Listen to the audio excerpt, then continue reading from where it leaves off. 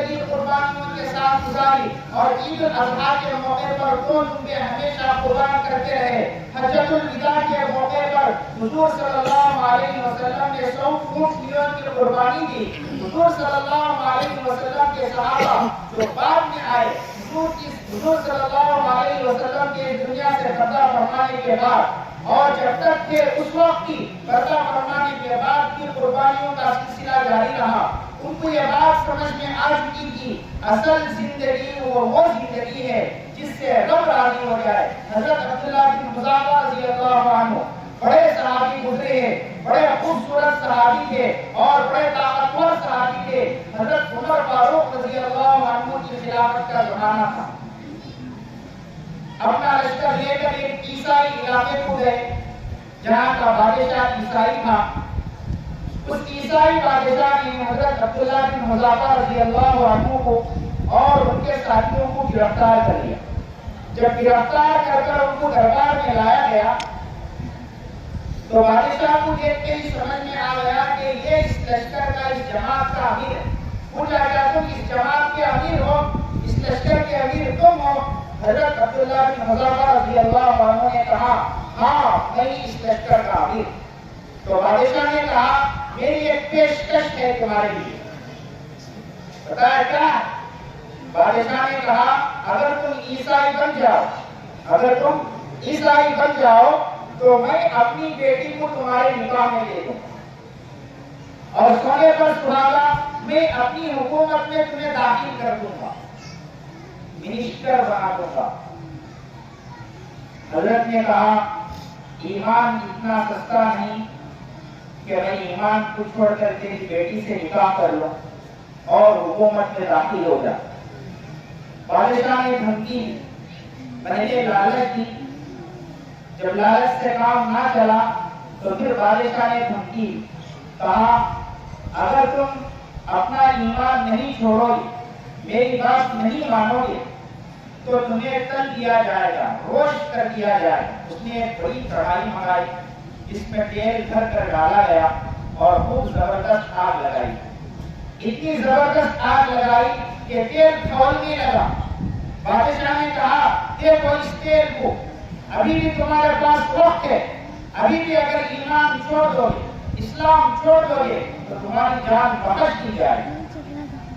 صحابہ کا ایمان بنا ہوا تھا، کسی نے اپنے ایمان سے روگردانی نہ کی۔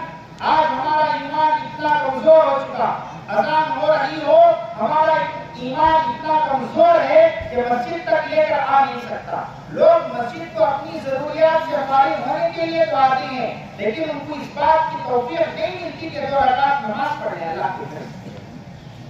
ایمان بنا ہوا تھا۔ حضرت عبداللہ بن حذافہ رضی اللہ عنہ کے سامنے ان کے ایک ساتھی کو اٹھایا گیا اور اس پکتے ہوئے تیل میں ڈال دیا گیا۔ تاریخ کے اوراق میں لکھا ہے، تاریخ اس بات کی گواہ ہے، جیسے ہی وہ صاحب کو ڈالا گیا گوشت اور ہڈیاں یہ ایک دوسرے سے الگ ہو گئی، روسٹ ہو گئے، کباب ہو گئے۔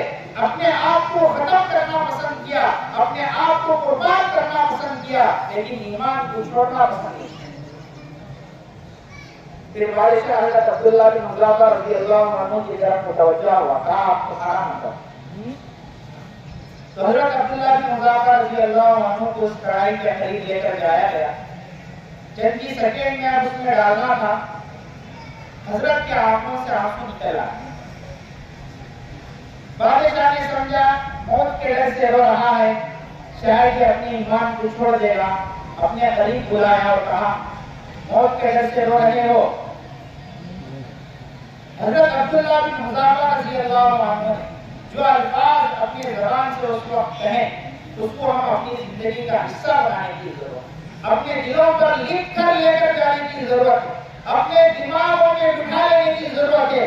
حضرت نے کہا کہ میں اس لیے نہیں رو رہا ہوں کہ سامنے موت ہے، چند سیکنڈ میں میری جان ختم ہو جائے گی، اس لیے میں نہیں رو رہا ہوں، میں رو اس لیے رہا ہوں کہ اللہ کے نام کی بلندی کے لیے، اللہ کے لیے قربان ہونے کے لیے میرے پاس صرف ایک جان ہے، چند سیکنڈ میں ختم ہو جائے گی۔ میں اس لیے رو رہا ہوں جتنے میرے بدن میں بال ہیں اتنی بھی اگر میرے پاس جانیں ہوتی، یہ دیکھ کر اللہ کے دین کی بلندی کے لیے، اللہ کے نام کی بلندی کے لیے، اللہ کے لیے قربان کر دیتا۔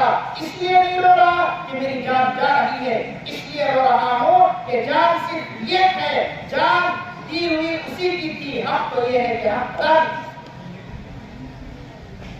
تو میرے بزرگوں، صحابہ نے قربانیاں دی، انہوں نے دین کو سمجھا تھا، انہوں نے دنیا میں آنے کے مقصد کو سمجھا تھا۔ دنیا کسی کی ہمیشہ نہیں ہے، امیر کی نہ ہمیشہ ہے، نہ فقیر کی ہمیشہ ہے، نہ تندرست کی ہمیشہ ہے، نہ صحت مند کی ہمیشہ ہے۔ ہر ایک کو اس دنیا سے جانا ہے۔ کل نفس ذائقۃ الموت، ہر جاندار کو موت کا مزہ چکھنا ہے۔ کل من علیہا فان، جتنے دنیا میں جو بھی ہیں ہر ایک کو فنا ہونا ہے۔ باقی رہنے والی ذات وہ اللہ کی ہے۔ وَيَبْقَى وَجْهُ رَبِّكَ ذُو الْجَلَالِ وَالْإِكْرَامِ، جب ختم ہونے والی زندگی ہے، یہ زندگی امانت ہے، یہ مال اللہ کا دیا ہوا ہے، یہ امانت ہے۔ یہ امانت کو ہم اسی جگہ لگانا ہے جس پر اللہ چاہتا ہے، جس میں اللہ راضی ہوتا ہے، اس جگہ لگانے کا نام قربانی ہے۔ پھر یہ لشکر بادشاہ کے سامنے، بادشاہ نے کہا حضرت کی بات سن کر، اچھا یہ بات ہے، اگر تم میری پیشانی پوچھو گے تو میں تمہیں آزاد کر دوں گا۔ حضرت نے کہا صرف میں آزاد نہیں ہونا چاہتا، میں چاہتا ہوں کہ میرے پورے ساتھی بھی آزاد ہوں۔ تو بادشاہ نے مان لیا اور کہا کہ میری پیشانی پر بوسہ دو اور میں تمام کو آزاد کر دوں۔ بوسہ دیے، تمام کو آزاد کر دیا۔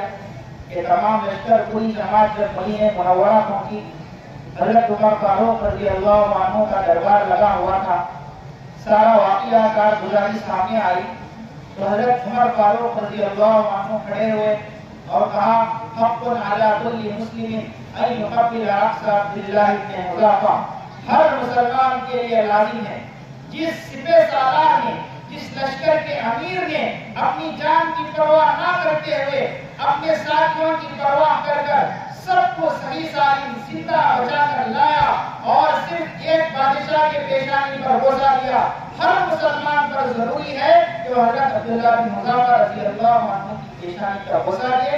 سب سے پہلے حضرت عمر سامنے آئے، پیشانی پر بوسہ دیا اور سارے صحابہ سے کہا کہ ان کی پیشانی پر بوسہ دے۔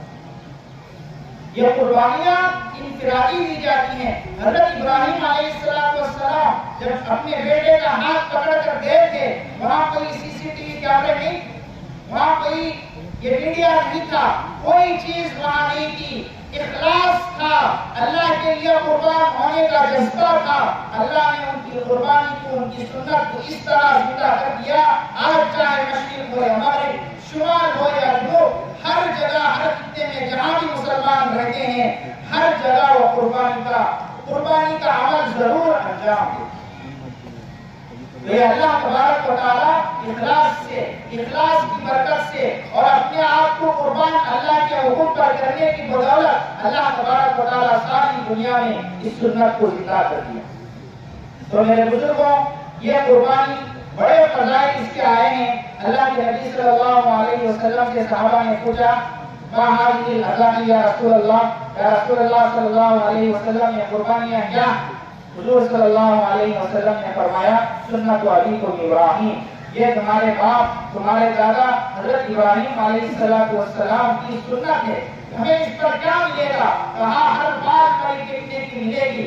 یہ قربانی کا جانور تمہارے لیے صراط پر جانے کے لیے سواری بنے گا۔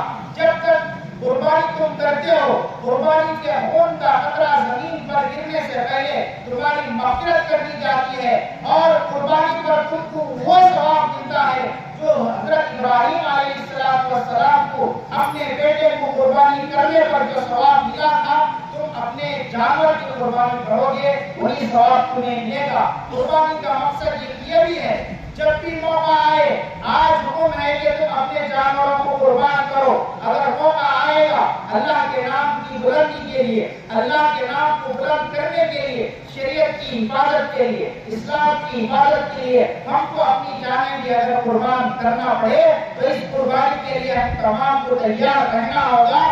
یہی اسلام ہے، یہی قربانی۔ پھر حضور صلی اللہ علیہ وسلم نے فرمایا اللہ نے جسے مال دیا ہو، جسے اسباب دیے ہو، جو قربانی کر سکتا ہو، پھر بھی قربانی نہ کرے،